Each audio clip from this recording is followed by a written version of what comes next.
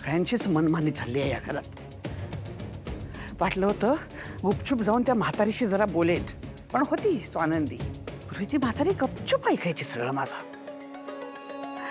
त्या जुन्या दिवसांची तिला आठवण करून देणार होते मी. सांगणार होते बस झालं आई, आता प्लीज आता बडबड करू नका, जे आहे ते आता आपल्याला एक्सेप्ट करावं लागणार आहे.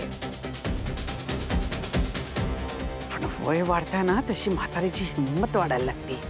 बरोबर बोलतेस मम्मा तू. आणि मी पण नोटीस करते हा, ती स्वानंदी आल्यापासून हे सगळं घडतंय. आजी आहे ना तुझ्याशी आधी इतकं वेगळं वागायची आणि आत्ता वेगळं वागते. टोमणे मारायला लागली आहे मला, अक्कल शिकवते. जसं काय मी 50ची बाई नाहीये, आज आलेली नवीन सून आहे घरात. तू लग्न करून आलीस तेव्हा पण अशीच वागायची का तुझ्यासोबत? तुला काय वाटलं हा एवढा राग त्यांच्याबद्दल काय आहे माझ्या मनात? ती म्हातारी आणि ती समरची आई दोघी मिळून बडबड बडबड करायच्या, नुसत्या लेक्चरवर लेक्चर झाडायच्या. पण म्हातारीने चुकून सुद्धा कधी तिजोरीच्या चाव्या दिल्या नाही मला. मला वाटलं होतं समरची आई गेल्यावर तरी तिजोरीच्या चाव्या म्हातारी माझ्या हातात देईल, पण कसलं काय सतत सतत दुय्यम वागणूक. मला कधी एका शब्दाने मला मान दिला नाही. तिला तर सतत असंच वाटतं त्या म्हातारीला की मी तिच्या धाकट्या मुलाची मूर्ख बायको आहे. त्या पलीकडे त्या म्हातारीने कधीच मला काडीची किंमत दिली नाही. आणि त्यात ही स्वानंदी, तिच्यामुळे वाढलंय हे सगळं. मला माहिती आहे ग, ही म्हातारी आहे ना आपली, ती स्वानंदीमुळे जास्त शेफरली आहे. ती म्हातारीच नाही, घरातला स्टाफ, आपले नोकर, हे सुद्धा त्या स्वानंदीमुळे मला घाबरेनासे झाले आहेत.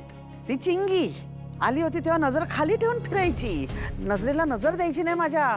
तुझ्यासमोर उभं राहण्याची लायकी नाहीये तिची. हो ना, पण आता बघितलंस की नाही डोळ्यात डोळे घालून काय म्हणाली मला? करा नाही तर स्वीकारू नका, माझं बाळ माझं आहे. खूप खुमखुमी आली आहे तिला. बाळाला जन्माला घालायची आणि आपण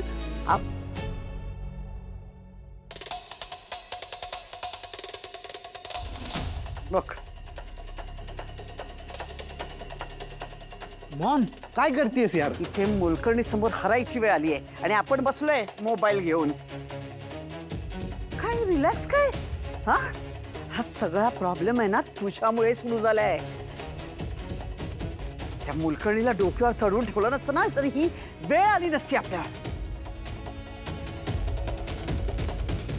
अच्युत, तुला कळतंय का आपण किती मोठ्या कोंडीत सापडलोय ते? ही जेवढं समरला ओळखते तेवढं तो आल्या आल्या तुझं आणि चिंगीचं लग्नच लावून देणार बघ. मॉम असं काहीही होणार नाहीये. हप्पी बघतेस का? हा मुलगा कुठल्या जगात राहतोय? अरे मूर्खा, तुझं बाळ आहे ना तिच्या पोटात, त्याला जन्म देणार आहे ना ती.